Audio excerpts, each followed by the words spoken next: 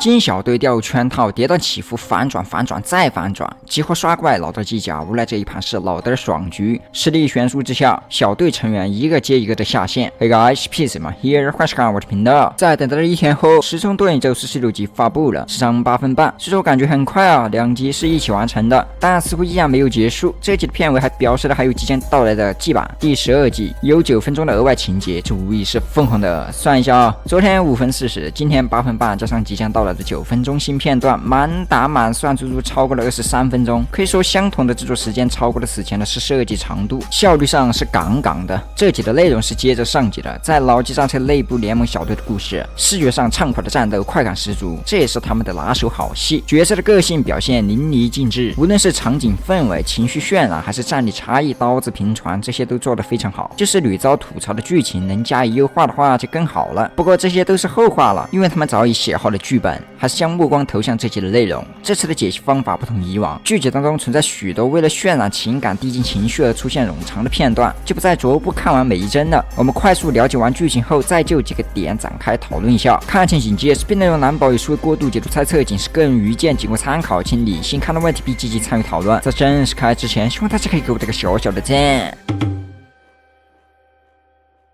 剧情一开始就是刀，变种战士将双柄音响吸过去，随后丢在地上一脚 KO， 就只剩下个音响了。下一个则是女音响，镜头一转变成了2节，接踵而至就是女钻头，她也无法逃脱魔掌。当老德想将枪口对准刺客钻头，大电视加以阻止，其他小队成员纷纷起身开始反击。刺客钻头越战干掉2个变种战士，随后整个战场热闹起来，各自各凭本事清理周遭的对手。老德一拳破盾，深情大钢笔，再将倒水的飞弹还了回去，大时钟一拳打出僵直，大音响趁机洗头，摆脱后的老德快速逼近，一拳击倒大时钟，转身再击中大钢笔，女音响飞身而来拉取仇恨。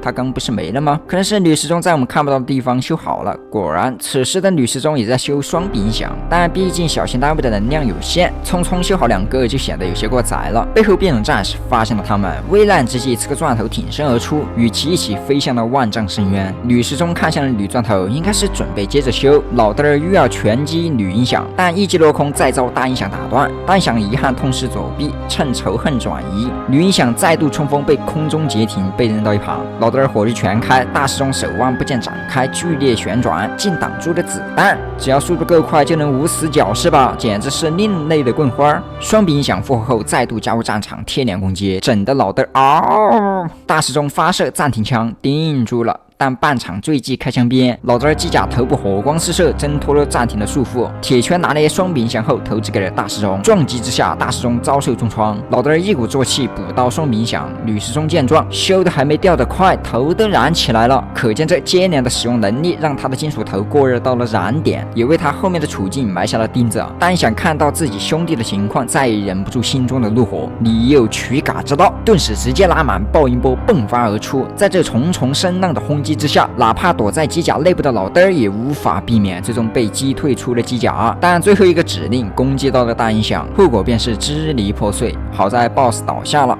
老德仓皇跑路，没有让情况再度恶化下去。现在小队成员损伤惨重，女时钟不顾过载的身体负重前行，她来到了大时钟身侧，纵使自己已经因为过载导致身体各项部件出现了故障，再这样下去可能会因为温度过高而消融，但她几乎没有任何的犹豫。触碰到大时钟后的第一件事便是用仅存的力量时间回溯状态，这应该是女时钟第2次拯救大时钟了，不包括另外的时间线。当完成修复后，女时钟不意外的失去了反应，我真的直接泪目了。但与此同时，没反应的不只有他，还有大音响。我天，我很难深刻体会到大时钟此刻的心境，一边是家人，一边是兄弟。他站起身来，仿佛做下了什么决定。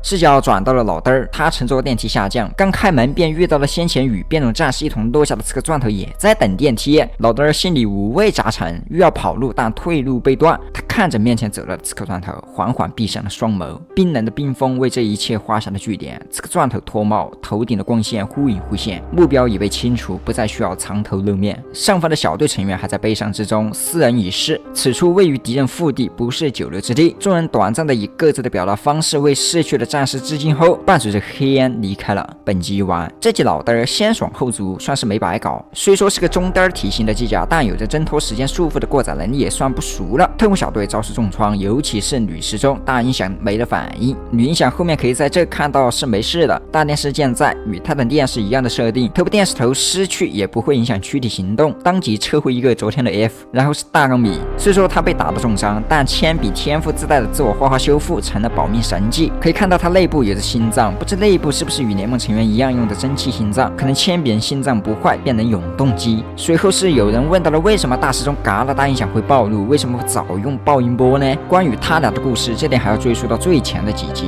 这者的刻画从一开始就关系匪浅。如果从头看过这部动画，想必不会问出这个问题。至于为什么不早用爆音波，只能说除了剧情需要的原因外，当人到了绝境的时候，爆发出前所未有的潜力是极有可能的。换个角度，谁又能知道这是不是他过载用出来的呢？对吧？然后是双筛监控的疑问。联盟小队集火打怪期间，各个成员可以看到明确的分工，或多或少皆有参与。似乎双筛监控划水了，几乎没有看到他的出现，是不是跑到后面去打广告了？很显然不是。他其实一直在我们看不到的地方战斗，在1分30秒这里可以看到他投掷出了2发揣子，拉去了一个变种战士的仇恨，所以不是挂机了，而是镜头少。我们继续，女时钟从一开始战斗便在旁边默默无闻的复活已经下线的人，复活了女音响、双臂音响、女钻头等等，频繁的使用时间力量使他不堪重负，从头部时钟过到冒烟，再到明火，到后面跛脚了只能靠手前进。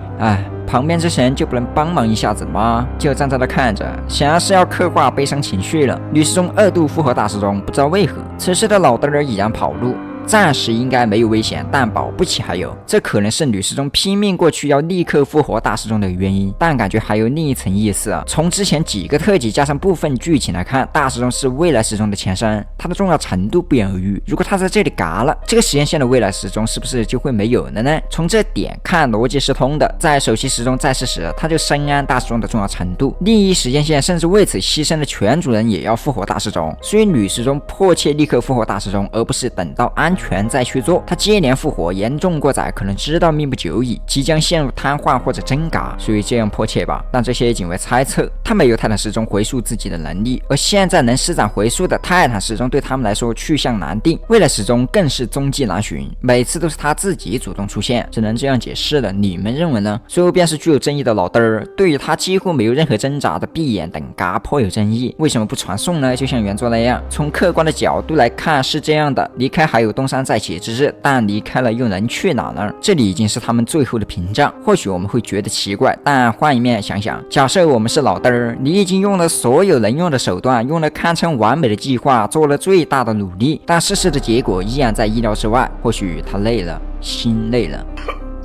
这个解释有点牵强，个人觉得可能是这个钻头距离他太近了。这个钻头身手敏捷，老嘚儿刚开电梯，下一秒飞笔就落在了面前。如果还能当着面传送，那无疑是没什么区别。为什么不在电梯下降时传送？谁又能知道下面还有个这个钻头等着呢？